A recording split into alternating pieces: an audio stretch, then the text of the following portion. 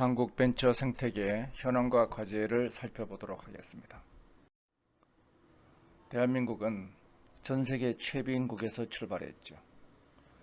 60년대 여공, 70년대 기능공, 80년대 상사 세일즈맨, 90년대 엔지니어여서 1990년대 후반 드디어 벤처인들이 등장했습니다. 선진국을 모방, 추격하는 전략으로 우리는 남들이 200년 만에 이룩한 1, 2차 산업혁명을 30년 만에 추격한 개발도상국의 교과서가 되었죠. 그런데 대한민국은 지금은 저성장, 양극화, 고착화의 벽에 부딪혀 있습니다. 전 세계 3배를 성장하던 경제 성장률은 이제 평균 이하로 떨어졌죠. 전 세계 경쟁력 순위도 최대 11위에서 이제는 지속적으로 하락을 하고 있습니다. 과연 4차 산업혁명에 잘 대응할 수 있을 것인가? 4차 산업혁명, 우리는 이제 세계 최초의 탈추격 전략에 돌입하고 있습니다. 한국을 한강의 기적을 일으킨 추격 전략은 돈을 벌어보겠다는 빈곤 탈출 전략으로 확실한 목표를 가지고 대기업이 앞으로 돌격하는 가불 문화하에 우리는 선진국이 한 걸 따라하기 때문에 실패를 회피하고 정답을 맞추는 성실과 경쟁의 정답 교육으로 정부는 지원과 규제를 하는 국가 후견주의로 대한민국은 성장했습니다. 우리는 이거 잘못한 건가요? 아니죠. 굉장히 잘한 개발도상국의 교과서입니다. 그런데 문제는 이제 추격 전략의 한계에 부딪혔습니다. 탈추격 전략으로 진입해야 되죠.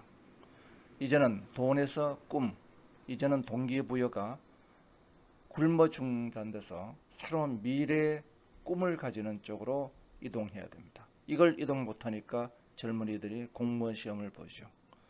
불확실한 목표에 도전을 해야 됩니다. 불확실한 미래에 도전하기 위한 문화는 수평 문화죠. 그리고 실패를 이제는 지원해야죠. 남들이 안 가본 길을 가죠. 그러면 당연히 교육도 창조와 협력의 창의 교육으로 바뀌어야 되고 지원과 규제는 자율과 경쟁으로 이동합니다. 국가 주도에서 민간 주도로 가는 탈추격 전략에 들어섰습니다.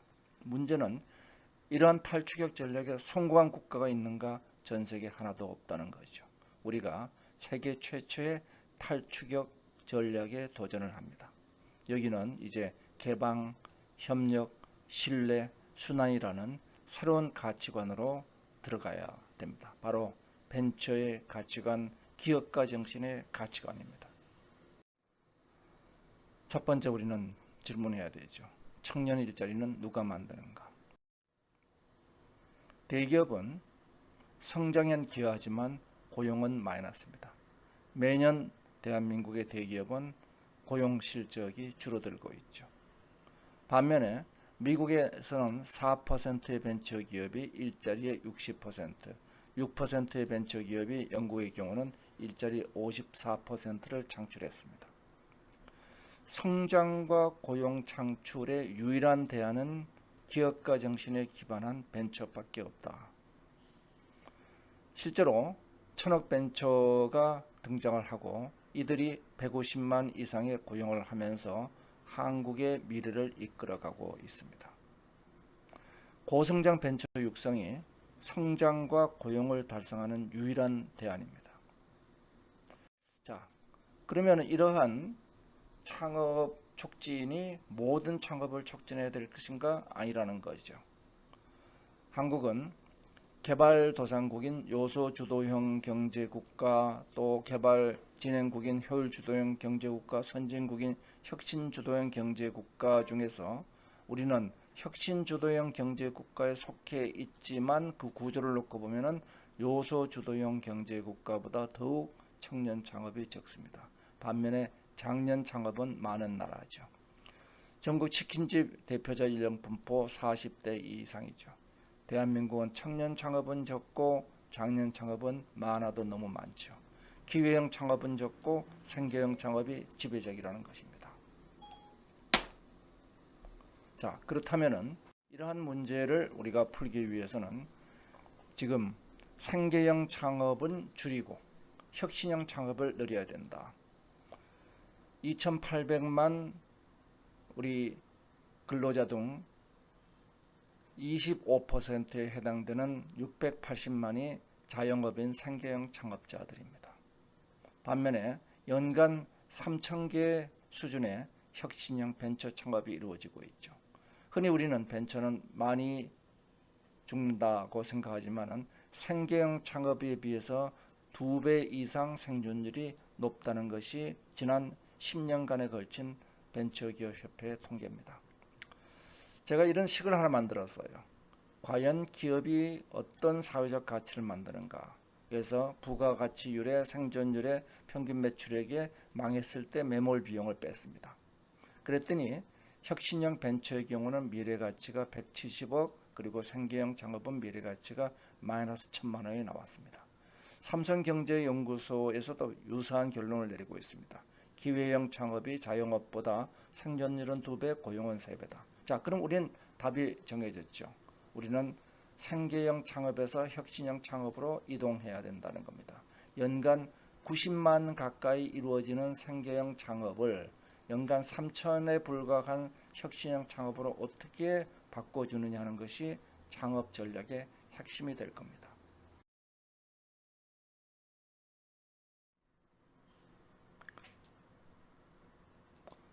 자, 그렇다면 이제 이러한 벤처의 발전 역사를 살펴보기로 하겠습니다. 벤처 발전은 1995년 벤처기업협회 설립 이전과 이후로 나누어지죠. 저희가 벤처기업협회를 설립하고 최초의 역할이 코스닥을 설립한 일입니다. 이어서 그 다음에 벤처기업 특별법을 만듭니다. 중기청은 정책 기능을 시작하는 것이 98년도죠. 이어서 저희들은 실험실 창업운동을 중기청과 같이 하고 99년도에 인케를 설립하고 2000년도에는 산업자원부와 기술거래소를 설립해서 M&A를 위한 준비를 했습니다. 그런데 2002년부터 10년간 벤처 빙하기에 들어갑니다. 여기서 결정적인 문제가 IT 버블 붕괴였죠. 그리고 2013년부터 벤처가 부활하기 시작했죠. 이 사이에 있었던 일을 우리가 벤처 건전화 정책이라고 부르고 있습니다. 첫 번째, 벤처기업협회 설립 이전에는 벤처 활동이 없었느냐? 있었죠. 외국 제도를 벤처마킹 했는데 우리의 전략이 없었다.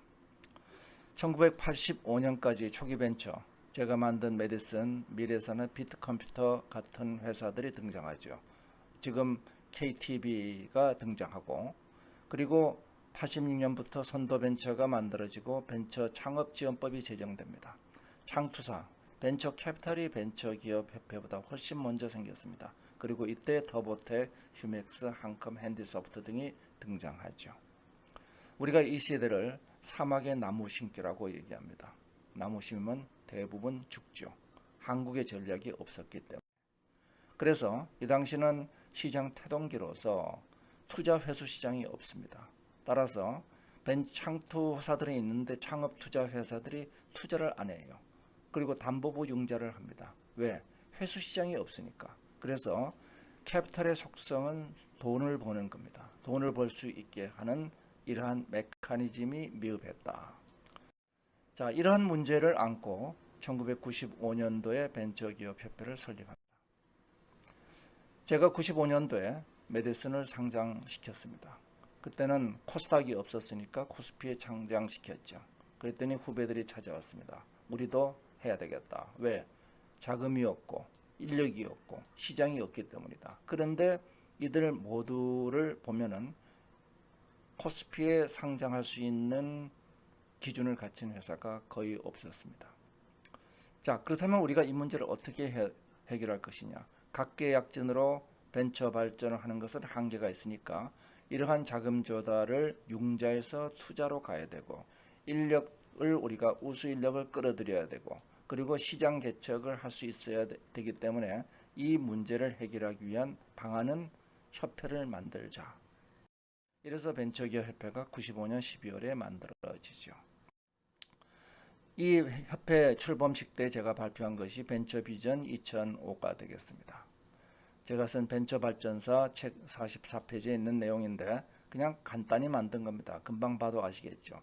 95년도에 500개에 불과하던 벤처기업을 2000년도에 6,400개로 증가시키겠다. 이게 어떻게 나온 숫자죠? 1년에 2배씩 곱한 겁니다. 아주 간단하죠. 그 이유는 조금씩 늦췄습니다. 그래서 2005년도까지 가면은 4만 3천 개의 벤처기업을 만들어서 대한민국 중소기업 그 당시 예상되는 12만 개의 중소기업 중에서 3분의 1을 벤처로 만들겠다. 이것이 벤처 비전 2005의 기본 전략이었습니다. 과연 이것이 가능할까요?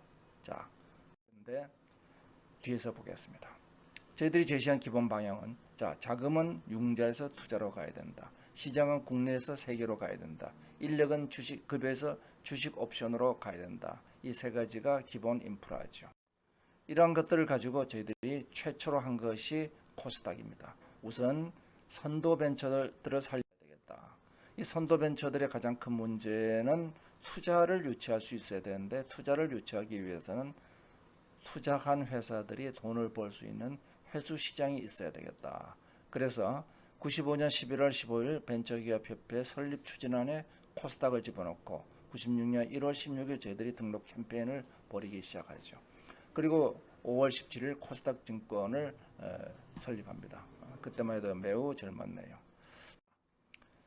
이러한 결과로 인해서 벤처 캐피탈은 그 이전까지는 아무도 투자하지 않았던 벤처 캐피탈들이 이제는 회수 시장이 생기기 때문에 이젠 투자가 이루어지기 시작했습니다.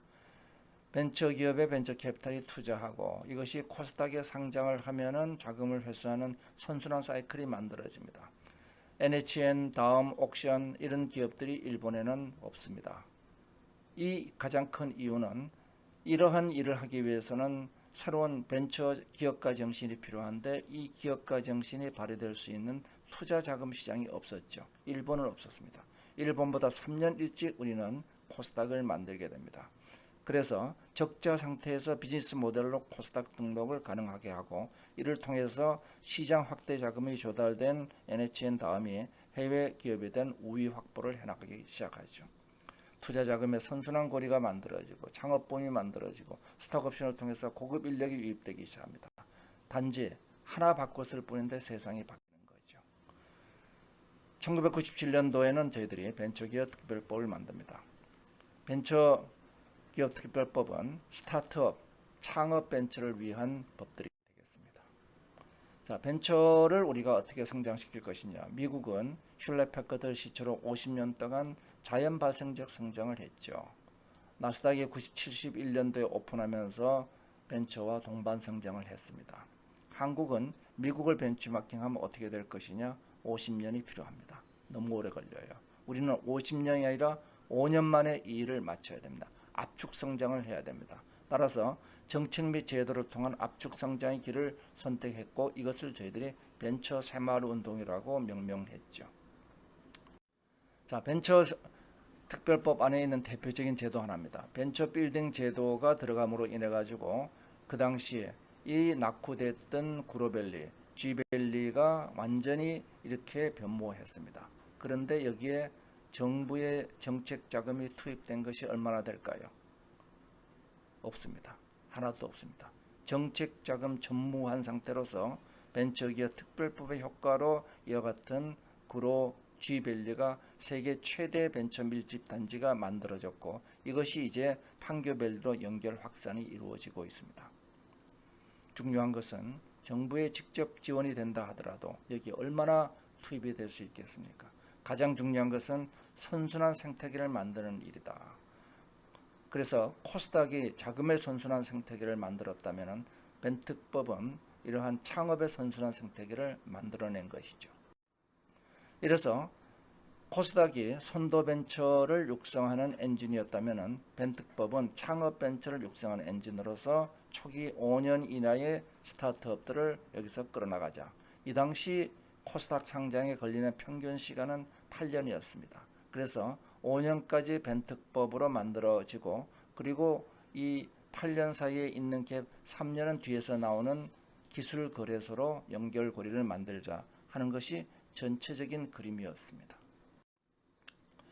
이제 우리가 코스닥과 벤특법이라는 두 개의 날개를 달고 벤처가 날아오르기 시작합니다.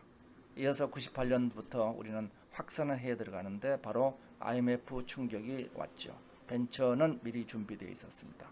벤처 정책은 김대중 대통령 당선 이전에 이미 양대 엔진이 준비되어 있었다. 자, 첫 번째 저희들이 실험실 창업 운동을 합니다. 이제 스타트업들이 어디서 만들어지는가 놓고 보면은 스타트업들은 대부분 기업에서 만들어집니다. 그런데 대한민국의 우수 인력들은 실험실에 있죠. 그래서 실험실에 있는 사람들을 창업시키자. 그래서 이제 중기청이 98년부터 본격적인 활동을 시작하면서 저희들이 대학 행정규제, 자금조달, 주식옵션 병역 등의 온갖 규제를 한 번에 없애는 대규모 규제 완화를 하게 됩니다. 규제개혁위원회를 통해서 하게 됐습니다. 그래서 저희들은 연간 5,000개 이상의 벤처가 대학및 연구소에서 만들어지게 하자. 이제 창업보육센터를 시작하게 됩니다. 그리고 전국에 벤처 창업 로드쇼를 하게 되죠. 벤처 정신을 확산하고 창업을 확산하기 위해서 벤처기업협회에서 전국을 순회합니다. 그리고 이를 통해서 대학 창업 동아리들이 증가하죠. 창업 활성을 위해서 시스템으로 만든 종합적 멘토가 창업보육센터입니다. 그리고 이러한 창업보육센터를 뒷받침하는 벤처기업 특별법을 개정함으로써 교수연구원의 실험실 창업이 대폭 증가하죠. 참고로 독일, 일본에 비해서 GDP 대비 우리가 2 내지 3배 정도의 창업보육센터를 설립하게 됐습니다. 저희들이 현재 약 300개가 안 되는 창업보육센터가 있는데 2000년도에 이미 200개를 넘어선 창업보육센터 실적을 가지고 있습니다. 이어서 전국에 테크노파크를 만들게 됩니다. 제가 선정위원장으로서 1차로 6개를 선정하고 현재까지 18개 지역이 있죠. 전국에 있는 비즈니스 인큐베이터와 연계해서 혁신 클러스터를 만들자. 그래서 비아이와 테크노파크와 벤처 빌딩으로 이어지는 이런 혁신센터를 만드는데 불행히도 관주도 운영으로 테크노파크 사업은 굉장히 경직되게 운영되는 것이 안타깝게 생각합니다. 자, 그래서 저희들이 만든 그림이 실험실 창업을 통해서 만들어진 스타트업들이 창업보육센터를 통해서 커지고 이들이 전국의 테크노파크를 통해서 성장해서 스스로 벤처 빌딩을 만들어서 나가는 이 일련의 과정인데 현재는 이것이 부처 간의 사일로 문제로 분절되어 있습니다. 안타까운 일입니다.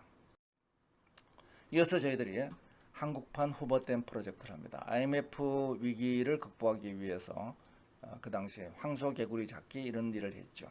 그런 걸 할 게 아니라 국가의 인프라, 그래서 미국이 테네시강 프로젝트와 같은 국가 인프라를 오프라인에서 만들듯이 이제 온라인 인프라를 만들자 해서 저가 인터넷 세계 최저의 인터넷 10만 웹마스터 운동을 통해서 인터넷 코리아 운동을 벌이죠.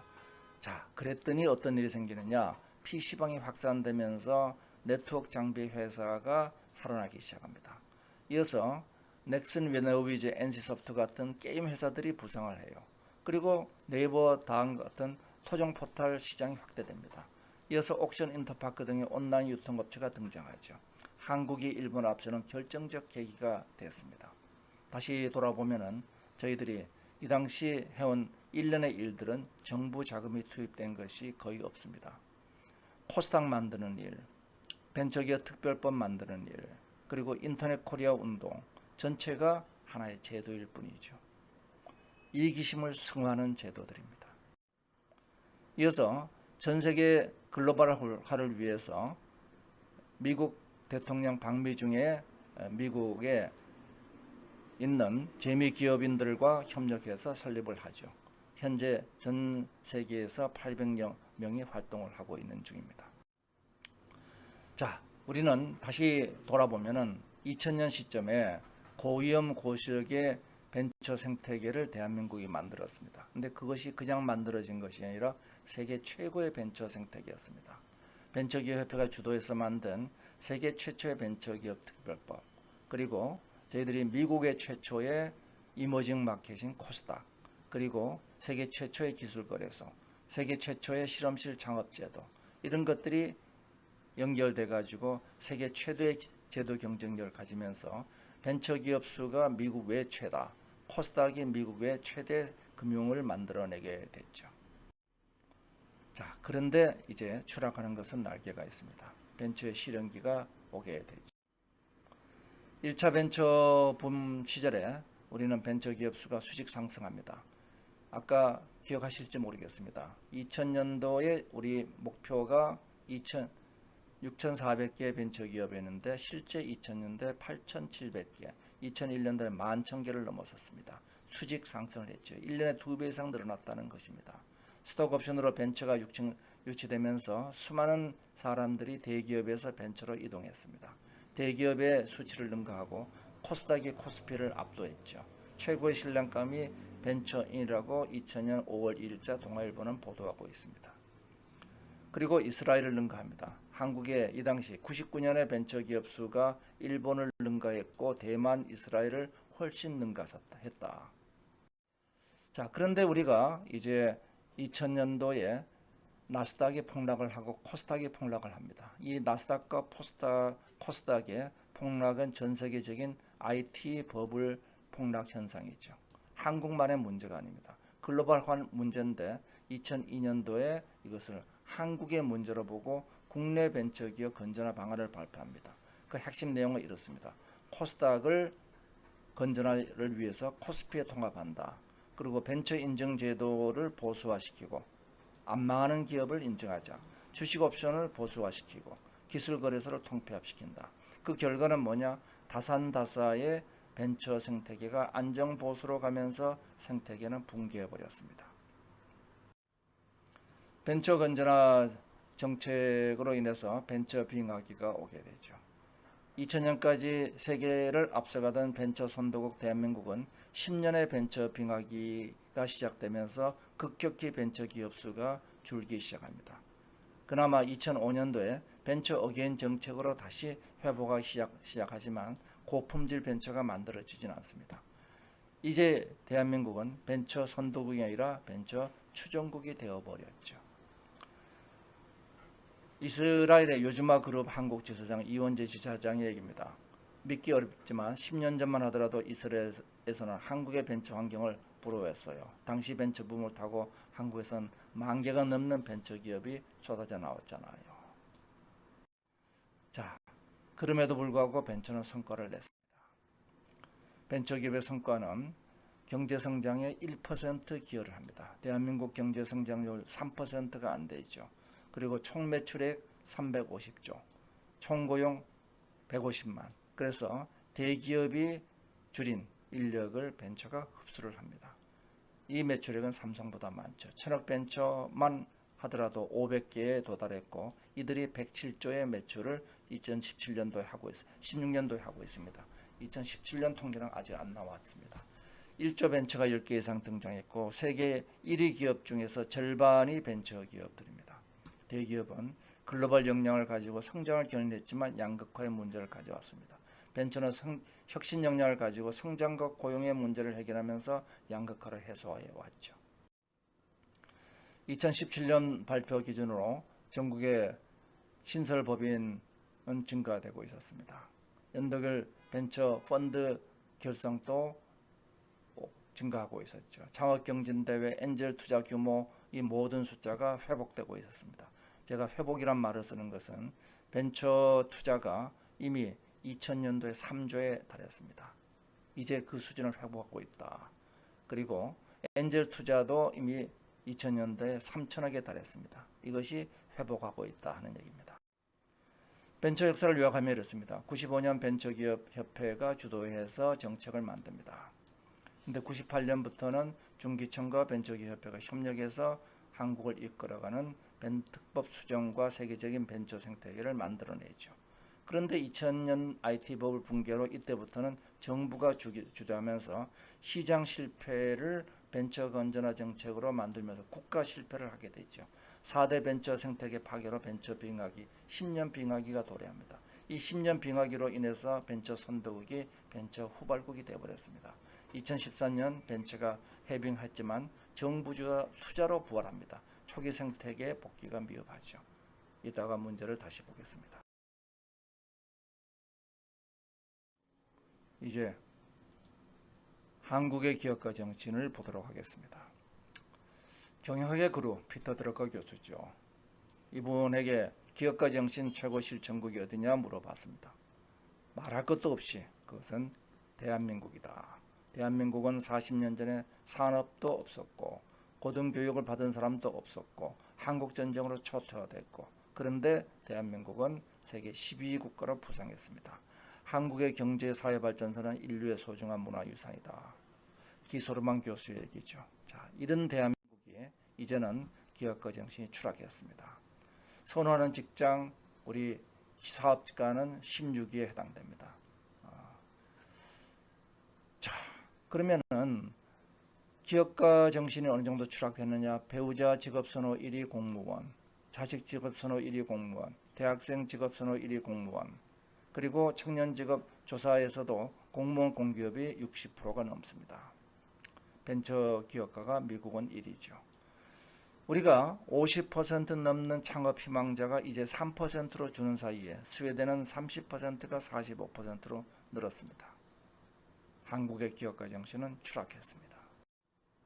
우리의 청년들은 이제 안정지향의 사고를 갖고 있습니다. 실패를 두려워하고 정답을 신봉하죠. 그래서 안정의 공무원을 지향하고 있습니다. 이제 우리가 필요한 것은 도전을 통해서 행복을 추구하는 이러한 기업가적 도전이 필요한 거죠. 기업가 정신과 도전적 사고와 긍정심, 호기심, 모험심이 있어야 됩니다. 그리고 실패 공포증과 정답 신방은 없어야 되겠죠. 자, 그런데 이러한 기업가 정신을 뒷받침하는 것은 기업가 정신 부등식입니다. 성공의 기대값이 실패의 위험도보다 커야 되겠다. 간단하죠. 개인의 성공의 기대값이 실패의 위험보다 크면 됩니다. 근데 가장 큰 문제는 뭐냐? 실패 위험도 중에서 연대 보증으로 인한 평생 신용 불량의 공포가 가장 큰 문제가 되어 있죠. 자, 그래서 이제 기업가 정신 활성화의 2대 전략은 기업가 정신 교육을 하는 개인의 역량과 그리고 혁신의 안전망을 만드는 제도전 사회제도를 만드는 외부 역량으로 나누어집니다. 자, 미국과 한국은 다르죠. 자, 청년들이 책임지는 미국의 실리콘밸리, 한국 대학생의 직업 희망 순위. 그런데 한국은 왜 노동 정신이 사라졌냐? 미국은 기업의 70%가 창업, 우리는 기업의 70%가 대물림. 누가 더 젊은 국가인가? 미국이 젊은 국가입니다. 자, 이것은 청년의 문제인가 제도의 문제인가? 창업은 재미있습니다. 게임이 재미있어요. 죽어도 다시 할 수 있으니까. 창업도 재미있습니다. 죽어도 다시 할 수 있습니다. 즉 실패에 대한 도전이 허용된다면 창업은 정말 재미있는 일입니다. 왜 그들이 창업하는가? 바로 재미와 의미가 있기 때문이죠. 실리콘밸리 CEO들은 평균 3번의 실패를 경험하죠. 그런데 한국은 실패할 수가 없습니다. 알리바바 8번, 칼라닝 4번, 트럼프 4번입니다. 실패는 혁신으로 가는 과정이죠. 즉 이와 같이 실패는 결과가 아니라 혁신으로 가는 과정일 뿐이다. 하버드 보고서는 이렇게 나오죠. 1차 사업 성공하는 확률이 18%인데 전 세계 거의 20%가 성공 확률입니다. 한국도 그러하죠.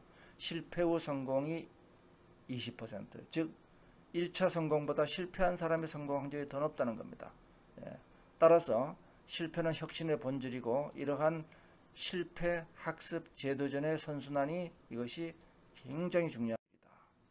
그래서 필요한 것이 혁신의 안전망이라는 것이 제도전 기업가 정신에서 주장한 얘기죠.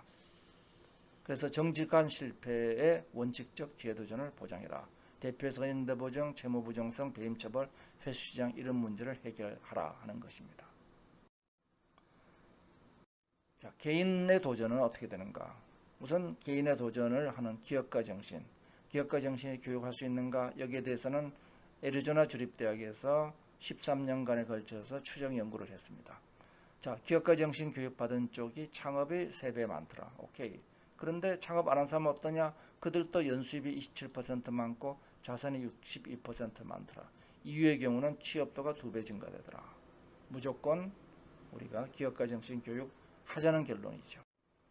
자, 미국 기업가 정신 교육을 보면은 이렇게 45년도 하버드로부터 시작해서 이제는 전국 대학이 기업가 정신 중심으로 재편되어 있습니다. 스탠포드 동문들의 창업 기업 수의 총 매출액이 세계 5위 경제 규모다 하는 거죠. 유럽도 리스본 아젠다에서 기업가 정신 행동 계획을 발표하고 2006년도 오슬로 아젠다에서 초중등 기업가 정신 의무 교육을 만들었습니다. 그리고 세계 경제 포럼도 2009년도에 모든 국가들의 기업가 정신 교육을 의무화시켰죠. 자, 한국에서도 제가 2009년도에 카이스트에서 기업가 정신 교육을 중심으로 하는 IP CEO 교육 체계를 만들었습니다. IP, 지식재산을 중심으로 하는 기업가 정신을 키우자. 그래서 창조와 협력 캠프를 통해서 선발을 하고 온라인 컨텐츠와 오프라인 컨텍스트 교육을 통해서 소셜 러닝을 하고 이들을 멘토링과 커뮤니티를 통해서 만들어 나간다. 그래서 이러한 교육 체계를 C가 7개 있는 7C 교육 체계라고 얘기를 하고 있습니다. 자, 이를 바탕으로 2018년 기업가 정신 교육 의무화가 시작됐죠. 자, 미래 교육의 3일체는 이렇습니다.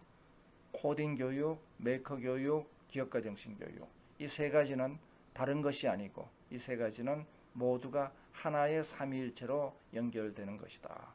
핵심이 되는 건 기업가 정신 교육입니다. 이제 벤처 생태계 복원을 보도록 하겠습니다. 이제 벤처 건전화 정책에 의해서 코스닥 벤처 인증 주식 옵션 기술 거래소가 보수화됐죠. 우선 코스닥을 독립시켜야 됩니다.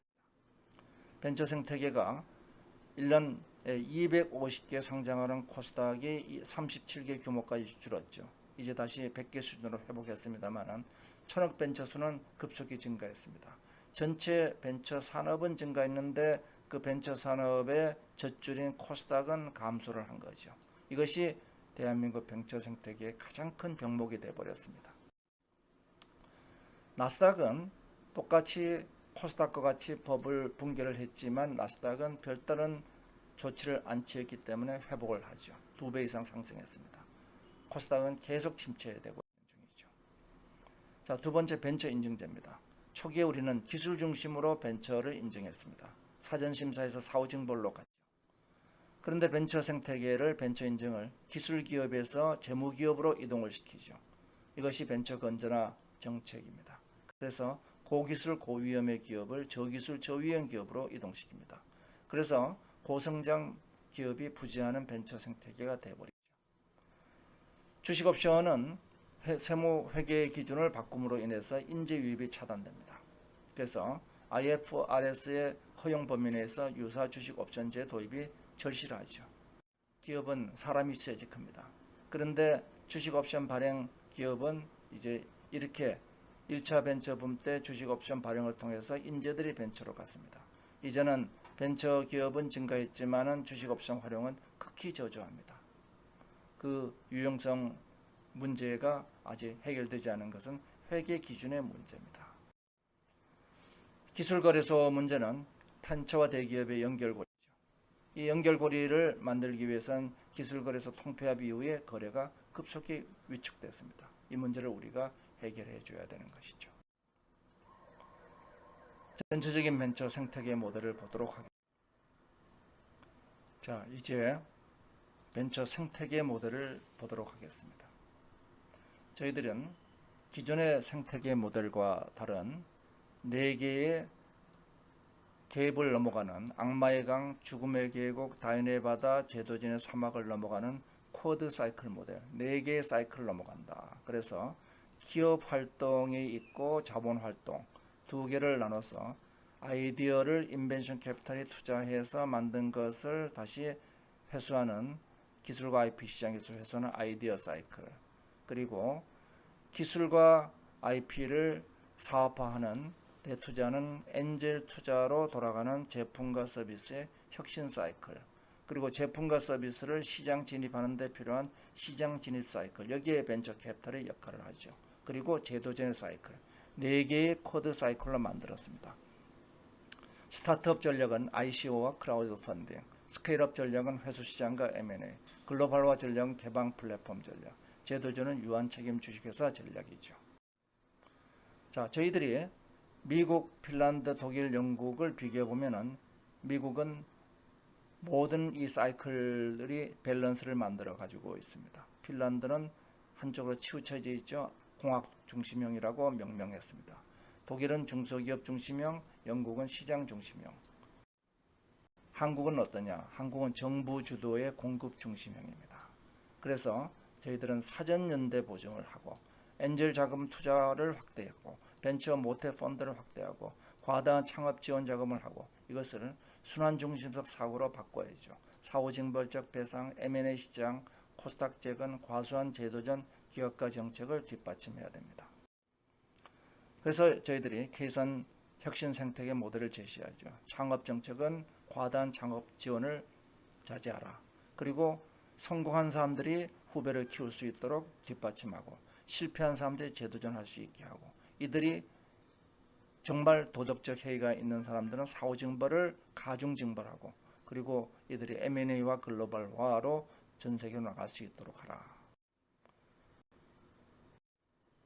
이러한 벤처 생태계 전략을 정리하면은 벤처가 사내 벤처와 창업 벤처가 만드는 혁신 사이클과 이들을 대기업과 연결하는 오픈 이노베이션과 오픈 플랫폼의 혁신과 효율의 연결고리 그리고 여기에 혁신 시장과 경제 민주화를 뒷받침하는 공정 부분 그리고 이것이 사회 전반의 기반 동력으로 문화와 교육 혁신을 뒷받침하는 사회 혁신으로 연결되죠. 이것을 제가 창업국가 8대 전략으로 제시합니다. 창업국가 8대 전략은 사내벤처 활성화, 창업 생태계 활성화, 개방혁신 활성화, 개방 플랫폼 활성화로 만들어지죠. 여기에 우리가 공정을 만드는 혁신 시장과 경제 민주화 그리고 실패를 지원하는 문화와 창조교육의 혁신 방안이 정리되겠습니다. 마지막으로 규제개혁 문제를 다뤄보겠습니다. 4차 산업혁명은 현실과 가상이 클라우드 고속도로에서 데이터를 융합하는 혁명입니다.